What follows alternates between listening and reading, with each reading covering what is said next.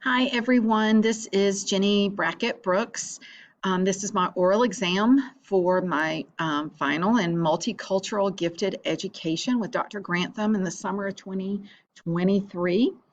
And I'd like to talk about first the goals that I had for this class and where I feel like I have really grown.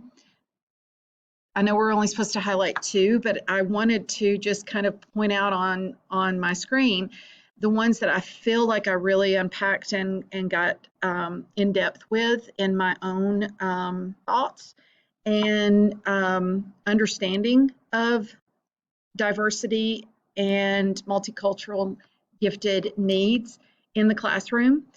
So it took, recognizing the prejudice and oppressive institutional structures, going through this entire series of classes in my specialist with gifted and creative education. I have really seen that the prejudices and racial inequalities are really systemic, and it has to start at the very, very core to get, and everybody's got to make some changes to have the changes take place in our nation. We are never been more divided. So I thought this was super important objective to meet. Um, and so recognizing that also meant that I had to examine the gifted program policies and procedures through multicultural frameworks. I have worked in the gifted field for most of my career, about 15 to 18, because I did part-time, of my 24 years. And I have always been a huge, cheerleader for the gifted program and felt that it was so needed that if these kids were just left to their own devices, our country is losing an incredible opportunity to grow our young minds and so on. But then when I started looking at it and looking at the inequality, the inequity, I guess, in the program and the testing procedures, I was shocked and dismayed. So then I had to go into and kind of look at the influence of these cultural responsive environments that I have been teaching in for this 24 years on the psychological and social emotional development of these diverse kids. And I know in our county, we only test for gifted in the elementary years, which I think is doing a huge disservice. And I'll talk more about that later. But some of these young gifted children coming to the country, maybe from another place, or not speaking the language, or they're just not prepared or equipped to advocate for themselves. And many times, especially in multicultural, they may not have the same practices and know the same ins and outs. And so by the time they figure it out, they're already in middle or high, and there's no chance to have them identified in the gifted and be served in the honors and gifted program if we have not addressed it. So I think that part of that is going to be taking care of spreading out our identification. We already do the multi-criteria, but we need to also go into depth into teachers' education and the referral process so that these teachers can recognize these gifted, whereas their parents may not know the system. I also realized that the historical, legal, and policy changes and triumphs are huge. I thought the two classes that we had on the current lay of the land with the changes to affirmative action and different recognizing differences and helping these diverse populations were very powerful, and it has made me go in and read more and figure out what I can do in the high school level to help these kids get into these colleges and be better equipped.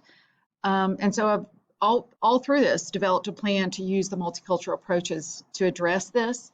And the biggest thing is overall, I have just evaluated my personal beliefs and professional experiences, really made me reflect, especially on microaggressions that I was not even aware of that maybe I was a party to. So my future plans is to use my voice and experience to highlight and resolve diversity and equity issues in gifted and advanced programs specifically. Since I am the gifted coordinator here at Creekview High School, I am trying to use that and open up some opportunities, and that's what I'm hoping to do this fall with my final class in my specialist program. I realize now, and through the support of my teachers at UGA, that I do have a voice and I have a lot of experience and I need to be using it. So I want to grow more and take risk as an educator with a better understanding and awareness of my own areas that need improvement. So again, like I said, I feel like I've always been a sort of sarcastic person, and I've never really thought of them as microaggressions. But I can see that other people may interpret it as that. And I need to know my audience and know that by that, I mean, be aware of what I'm saying and how it could be offensive and where I'm not intending it to be at all. So I want to use my voice, but use it well. These are my networks and collaborations that I have planned. My first and foremost is my principal. He is going to be working with me and has already given me more access to the gifted in our online and Aspen, and I can have the contacts and I can reach out to them, and I'm excited about that because we've already been discussing inequity in our gifted program numbers, and I want to collaborate with an outreach school-wide program with the PTSA, hopefully, and get these parents in to see how they can contribute to the school decisions and do some special events and volunteerism.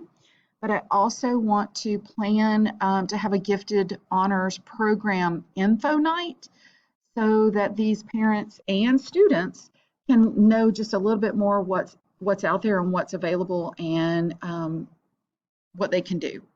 Then finally, I hope to discuss inequity in the CCSD's gifted program numbers and collaborate with Outreach district-wide with our district supervisor, Mike Manzella. Thank you, everyone who's watching, and I'm hoping that we can build a better future together. Thanks so much.